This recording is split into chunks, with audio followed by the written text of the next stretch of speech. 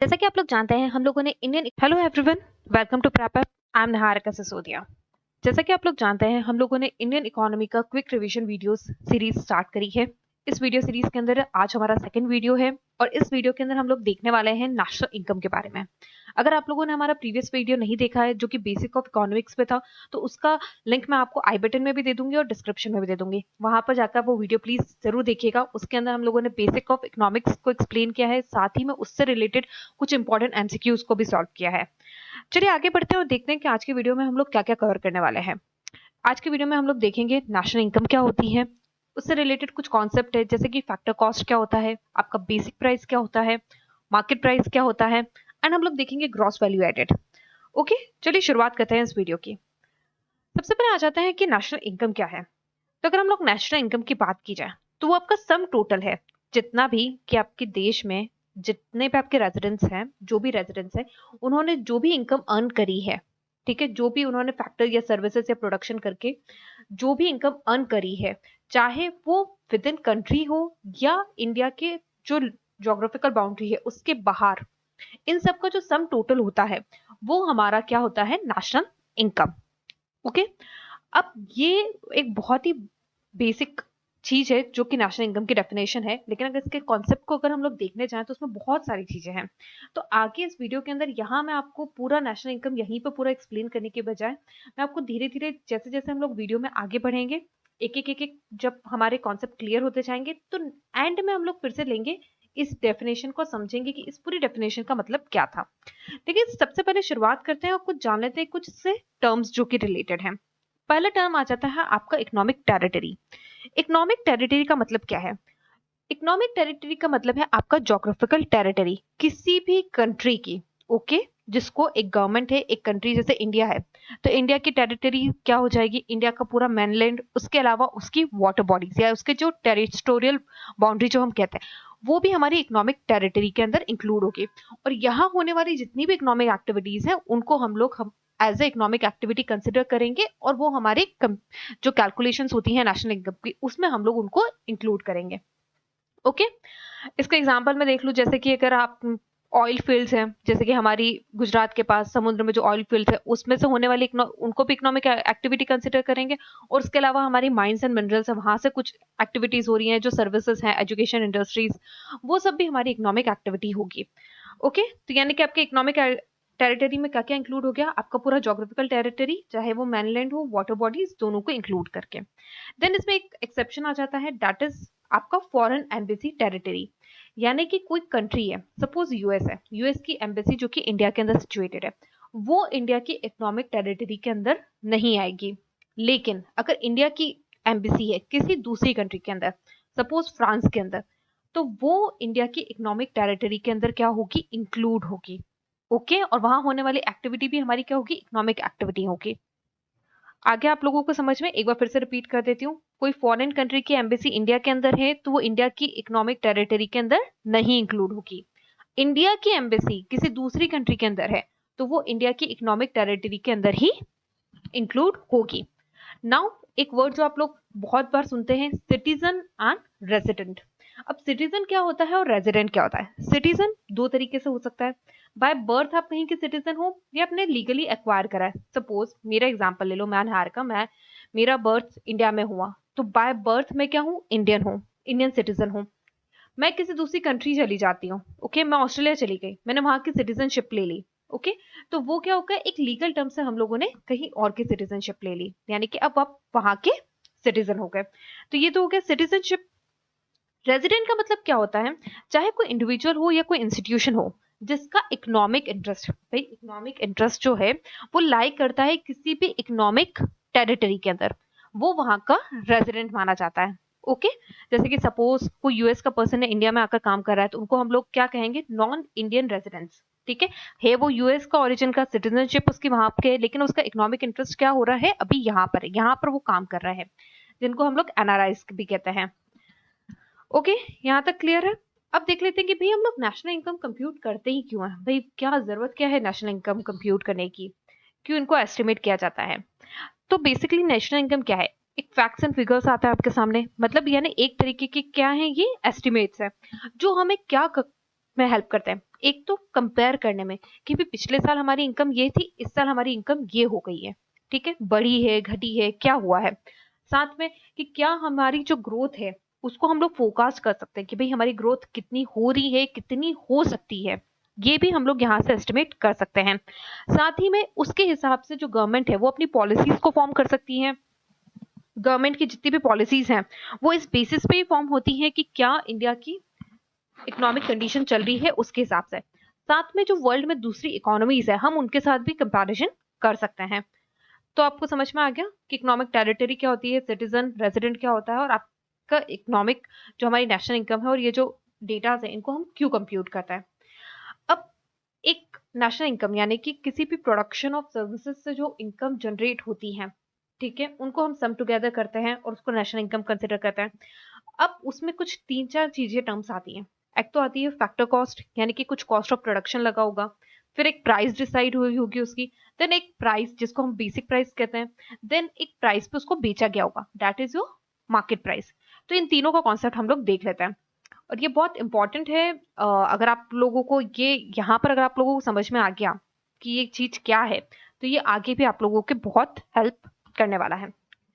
First thing, cost of production क्या है, that is आपका जो कॉस्ट, बेसिक कॉस्ट आपकी कोई भी गुड्स एंड सर्विसेज है उनको प्रोड्यूस करने में जो भी चीजें लगी है, जैसे कि आपका लैंड, आपकी लेबर, कैपिटल, एंटरप्रेन्योरशिप, जो भी चीजें लगी हैं एक गुड्स या सर्विसेज को प्रोड्यूस करने के अंदर, वो आपकी क्या होगी, फैक्टर कॉस्ट है, यानी एक तरीके की डायरेक्ट कॉस्ट। तो जब हम लोग फैक्टर कॉस्ट को कैलकुलेट करते हैं तो उसमें हम लोग कॉस्ट ऑफ प्रोडक्शन के अंदर इंक्लूड कर देते हैं जितनी भी सब्सिडीज उससे रिलेटेड मिली हैं, यानी कि उसमें हम लोग जितनी भी प्रोडक्ट सब्सिडीज रहती हैं उनको इंक्लूड करते हैं और टैक्सेस को जो होते हैं उनको एक्सक्लूड करते हैं, यानी कि टैक्सेस को हम लोग हमारी फैक्टर कॉस्ट के अंदर इंक्लूड नहीं करते हैं। क्यों भाई, क्योंकि है ना, आपके जो टैक्सेस होते हैं वो डायरेक्टली आपके प्रोडक्शन से रिलेटेड नहीं है, लेकिन सब्सिडीज तो आपको एक इनपुट की तरह प्रोडक्शन के लिए ही दी जाती है। ओके, अब आपके फैक्टर कॉस्ट में क्या हो जाएगा, आपका कॉस्ट ऑफ प्रोडक्शन आ जाएगा, इसमें आपका क्या आ जाएगा, सब्सिडीज ऐड हो जाएंगी, प्लस इसमें से क्या होगी, आपकी क्या चीजें ऐड नहीं होंगी, दैट इज योर टैक्सेस। आ जाता है next concept, that is your basic price. Basic price का मतलब क्या है, ये वो प्राइस है जो कि प्रोड्यूसर को रिसीव हुई है, ठीक है, उसने कुछ प्रोडक्ट जो गुड्स हैं उनको मैन्युफैक्चर किया, कुछ किया सर्विसेज मैन्युफैक्चर किए, तो उसको क्या प्राइस मिली है उसकी। तो उसमें क्या क्या चीजें होंगी, एक तो जो भी है ना फैक्टर कॉस्ट, जो भी है ना प्रोडक्शन की कॉस्ट लगी थी वो, साथ में से इसमें जो भी टैक्सेस होंगे वो क्या होंगे, आपके क्या किए जाएंगे, प्रोडक्ट टैक्सेस जो भी होंगे उनको क्या किया जाएगा, एक्सक्लूड किया जाएगा, और जितनी भी आपकी प्रोडक्ट सब्सिडीज हैं उनको इसमें इंक्लूड किया जाएगा। तो अब यहाँ पर आ जाता है कॉन्सेप्ट की प्रोडक्ट टैक्सेस क्या होते हैं, प्रोडक्ट सब्सिडीज क्या होती है। तो सबसे पहले देखते हैं कि प्रोडक्ट टैक्स क्या होता है, यानी कि कोई भी प्रोडक्ट उसको बनाने के लिए अगर आपने कोई टैक्स पे किया, जनरली बात की जाए, सिंपल टर्म्स में बात की जाए, जैसे आपके वैल्यू एडेड टैक्स होते हैं, यानी कि आपका एड परसेंट जो हमारा जीएसटी होता है, ओके, हमारे जितने भी इनडायरेक्ट टैक्सेस होते हैं, एक्साइज ड्यूटी, ये सब क्या है, हमारे प्रोडक्ट टैक्स है। अब आ जाता है कि प्रोडक्ट सब्सिडी क्या होती है। तो प्रोडक्ट सब्सिडी का मतलब होता है कि ऐसी कोई भी सब्सिडी जो उस प्रोडक्ट को मैन्युफैक्चर करने के लिए दी गई है या उस प्रोडक्ट के प्रोडक्शन को बढ़ाने के लिए, प्रोडक्ट को करने के लिए दी गई है। सबसे सा अच्छा सिंपल सा एग्जांपल मैं लूं तो एक गवर्नमेंट की एक एग्जांपल लेते हैं, फार्मर्स है, फार्मर्स को अपने खेतों पे आप ये सोलर यूनिट्स लगाने के लिए गवर्नमेंट क्या देती है, सब्सिडी देती है। वो बोलती है भाई 70% पैसा मेरा, 30% तुम लोग लगाओ और ये अपने लगा दो। तो पर्टिकुलर प्रोडक्ट के लिए क्या दी गई है, एक सब्सिडी दी गई है। जैसे कि सिमिलरली फार्मर्स को फर्टिलाइजर्स के लिए सब्सिडी दी जाती है कि भाई 100 रुपए का अगर एक फर्टिलाइजर है तो उसको 50 रुपए में दिया जाता है, 50 रुपए कौन करता है, गवर्नमेंट पे करती है। तो this is called your product subsidy. ये कॉन्सेप्ट बहुत इंपॉर्टेंट है क्योंकि इसके बेसिस पे ही रिसेंटली जीडीपी कैलकुलेशंस के अंदर चेंजेस आए हैं। तो ये प्रोडक्ट सब्सिडी क्या होती है, प्रोडक्ट टैक्स क्या होता है, ये आपको अच्छे से पता होना चाहिए। ओके, यहाँ तक क्लियर है। अब आ जाते हैं next, that is your market price. तो मार्केट प्राइस क्या है, सिंपल सी बात है भाई, किस प्राइस में प्रोडक्ट को बेचा जाएगा, that is your market price. Okay, अब आपका क्या होगा, इसमें भी आपके जितने भी वैल्यू एडिशंस होने थे डिफरेंट लेवल से वो हो गए, उसके बाद एक फाइनल गुड्स एंड सर्विसेज बन गया। अब उसको आप मार्केट प्लेस में, मतलब फाइनली उसको कितने रुपए में बेचने वाले हो, that is your market price. तो मार्केट प्राइस में क्या क्या चीजें इंक्लूड हो जाएगी, एक तो हो जाएगी भाई आपका कॉस्ट ऑफ प्रोडक्शन कितना था, भाई मेरा प्रोडक्शन में लैंड लेबर इतना लगा, उसके बाद फिर मैंने ऊपर से टैक्सेस भी दिए, तो इनडायरेक्ट टैक्सेस मैंने जो पे करेंगे, लेकिन इसमें आपकी सब्सिडीज इंक्लूड नहीं होगी because that is not your cost. Okay, वो तो किसी और ने पे किया है। ओके, तो उनको यहाँ इंक्लूड नहीं किया जाएगा। ओके, तो आपके मार्केट प्राइस में क्या क्या इंक्लूड हो जाएगा, आपका cost of production plus indirect taxes and उसमें से क्या माइनस हो जाएंगे, आपकी सब्सिडीज। अब ये मैं market price and factor cost जो मैंने आपको बताया है, इट्स वेरी इंपॉर्टेंट, क्योंकि हर चीज जीडीपी जीएनपी ये सब दोनों कॉस्ट पे निकलते हैं, फैक्टर कॉस्ट पे भी निकलते हैं, मार्केट प्राइस पे भी निकलते हैं। तो अगर आपको बेसिक कॉन्सेप्ट पता है कि क्या चीज इंक्लूड की जाती है, क्या चीज इंक्लूड नहीं की जाती है, तो आपसे क्वेश्चन कहीं से भी पूछ ले, कंसेप्चुअली अगर आपको चीज पता है तो वो यहीं से आपका क्लियर हो जाएगा। ओके, आते हैं नेक्स्ट सीखने, फर्स्ट कॉन्सेप्ट। अब हम लोग आगे, अब हमारे कॉन्सेप्ट स्टार्ट होने वाले हैं। ग्रॉस वैल्यू एडेड आएगा, जीडीपीज आएगा, हम लोग फिर एनडीपीज पढ़ेंगे, जीएनपीज पढ़ेंगे, एक करके पढ़ने वाले हैं। जीवी इतना ज्यादा पढ़ाया नहीं जाता, लेकिन इसकी इंपॉर्टेंस है, कुछ रेलेवेंस है। जब मैं जीडीपी पढ़ाऊंगी उसमें मैं आपको बताने वाली हूँ कि जीएवी का क्या मतलब है, या जीएवी का क्यों मैंने बोला था कि वहां पर इंपॉर्टेंट है। अब देखते हैं कि जीएवी क्या है, यानी कि ग्रॉस वैल्यू एडेड। ये क्या है, आपको रुपी वैल्यू में बताता है कि जो भी गुड्स एंड सर्विसेज आपने प्रोड्यूस करी है एक इकोनॉमी के अंदर, ठीक है, उसमें से उसकी जो लागत लगी थी उसको माइनस कर दो, तो जो आपका वैल्यू आता है that is your gross value added. समझ में आया? आपका जो टोटल आउटपुट है, ठीक है, या इनकम है, सपोज आपने कोई भी गुड्स एंड सर्विसेज प्रोड्यूस करी है इकोनॉमी के अंदर, उसके साथ में उसमें से माइनस कर दिया जाएगा कि उसकी क्या कॉस्ट लगी है, ठीक है, उस गुड्स एंड सर्विसेज को बनाने के लिए, चाहे रॉ मटेरियल कॉस्ट हो, अदर कॉस्ट हो, उनमें से माइनस कर लो, तो जो वैल्यू आती है that is your gross value added. अब ये ग्रॉस वैल्यू एडेड के अंदर से एक और चीज को डिडक्ट किया जाता है, that is the value of intermediate consumption. आपका ग्रॉस आउटपुट जो आया है, ठीक है, ग्रॉस आउटपुट आपका कैसा आया है, जो भी आपने गुड्स एंड सर्विसेज प्रोड्यूस करी है उसमें से आपने इनपुट कॉस्ट को माइनस कर दिया, आपका ग्रॉस आउटपुट आ गया। उसमें से भी अगर आपको ग्रॉस वैल्यू एडेड निकालना है तो आप वैल्यू ऑफ इंटरमीडिएट कंजम्पशन को भी माइनस करते हैं। अब इसमें इंटरमीडिएट कंजम्पशन क्या है, इंटरमीडिएट कंजम्पशन का मतलब ऐसा है कि भाई आपके बहुत सारी प्रोडक्शन यूनिट है, आपने दूसरी प्रोडक्शन यूनिट से कुछ परचेज किया है या मटेरियल लेकर आए हो, इस प्रोडक्शन यूनिट में यूज किया है, तो उसको आप यहाँ पर इंक्लूड नहीं करेंगे। ओके, सेकेंड थिंग इज कि आपने कोई रीसेल के लिए कुछ चीज एक्वायर करी है, लेकिन उसको सेम अकाउंटिंग पीरियड के अंदर आपने क्या कर लिया है, यूटिलाइज कर लिया है, तो उसको भी ग्रॉस वैल्यू एडेड के अंदर क्या है, इंक्लूड नहीं किया जाता है। अब इंडिया की बात की जाए तो इंडिया का फाइनेंशियल ईयर कहां से कब तक का चलता है अपना, 1 अप्रैल से लेकर 31 मार्च तक। ओके, यहाँ तक क्लियर है आप लोगों को? अब ये जितनी भी हम लोगों ने देखे हैं कि जीएवी, नेशनल इनकम, इन सबको कंप्यूट कौन करता है, तो इन सबको हमारा जो है ना सेंट्रल स्टैटिस्टिकल ऑर्गेनाइजेशन है, डाटस, वो इसको क्या करता है, कंप्यूट करता है। और ये जो हमारा जीएवी होता है, ग्रॉस वैल्यू एडेड है, ये सेक्टर वाइज जो है, सेक्टर वाइज आपका डेटा देता है। Okay, manufacturing sector, industry sector, इस तरीके से। और इसके अंदर एक और चीज इंपॉर्टेंट है कि जो आपके ग्रॉस वैल्यू एडेड जब निकलती है, तो इसके अंदर जो आपके प्रोडक्शन टैक्सेस है उनको तो इंक्लूड किया जाता है, लेकिन आपके जो प्रोडक्शन सब्सिडीज है उनको एक्सक्लूड किया जाता है। अब आप बोलोगे कि भाई आपको तो पता है प्रोडक्शन टैक्स क्या होता है, प्रोडक्शन सब्सिडीज क्या होती है, थोड़ी देर पहले ही बताया था मैंने, बट मैंने वहां पर आपको जो समझाया था वो था आपका प्रोडक्ट टैक्स और प्रोडक्ट सब्सिडीज। प्रोडक्ट टैक्स और product subsidies and production tax and production subsidy दोनों अलग कॉन्सेप्ट है। प्रोडक्शन टैक्स और प्रोडक्शन सब्सिडी का मतलब है चाहे प्रोडक्ट बना हो या ना बना हो, इररिस्पेक्टिव ऑफ प्रोडक्शन, आपको कोई टैक्स या सब्सिडी मिल रही है, या तो कोई टैक्स पे करना है आपको या आपको कोई सब्सिडी मिल रही है, इररिस्पेक्टिव ऑफ प्रोडक्शन।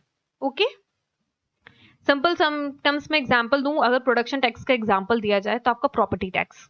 अब प्रॉपर्टी आपने हर साल बनाई हो, उस पर कुछ किया हो, नहीं किया हो, ऐसे ही पड़ी हो, प्रॉपर्टी टैक्स आपको देना पड़ता है। ओके, सेकंड, प्रोडक्शन सब्सिडी की बात की जाए, जैसे गवर्नमेंट की तरफ से ग्रांट मिल जाता है कि भाई मैंने 10 लाख रुपए दिए बिजनेस स्टार्ट करने के लिए, गवर्नमेंट देते हैं, प्रधानमंत्री बहुत सारी योजनाएं है उसके अंदर ग्रांट्स मिलते हैं आपको।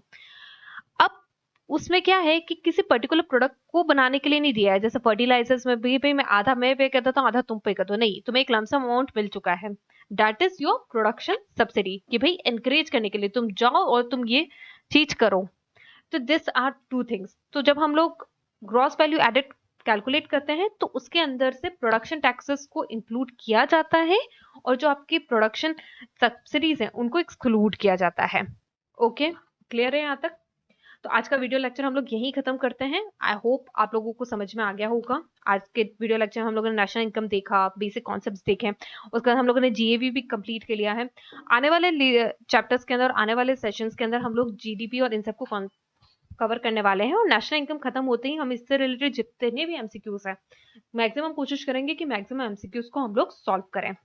अगर आप लोगों को वीडियो पसंद आया है तो please hit the like button and channel को जरूर सब्सक्राइब कर लीजिएगा सो दैट आपको ऐसे वीडियोस आगे मिलते रहें। चलिए मिलते हैं नेक्स्ट वीडियो में, तब तक के लिए बाय बाय।